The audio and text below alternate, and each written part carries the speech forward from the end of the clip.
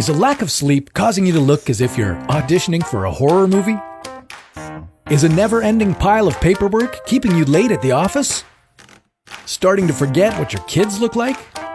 You, my friend, are overworked. And here's how to find your work-life balance, according to science. Is there life outside of work? If you have to ask yourself this question, you've got a problem. Chronic stress, poor health habits, trading sleep for work? You may be aiming for Employee of the Year, but don't take on more than you're able to do.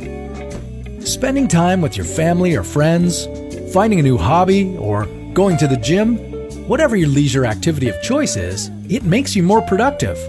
And work? Well, too much of it can kill you.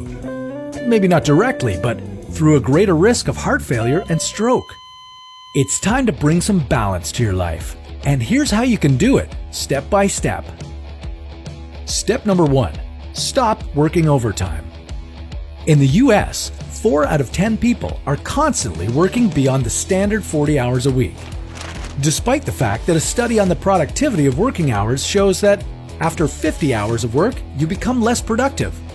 Once you hit 55 hours a week, your productivity falls off a cliff. Working into the night and logging a whopping 70 hours doesn't mean that you actually do more. You'd be better off putting less time into whatever it is you do, but making that time as effective as possible. Step 2. Don't bring your work to the dinner table. With today's technology, we're more connected than ever. We're always available for a phone call or a work email, but just because you can answer those doesn't mean you have to. 57% of people in the US believe that technology has ruined their family dinner because their bosses expect an answer at any hour of the day. Set boundaries for your employer.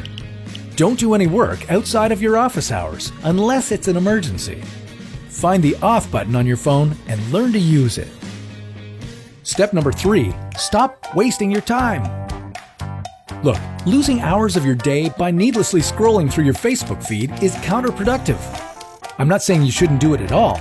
Just make sure you don't get lost somewhere in the hundreds of posts from people you don't know or don't care about. And step 4, don't try to take on more than you can deal with.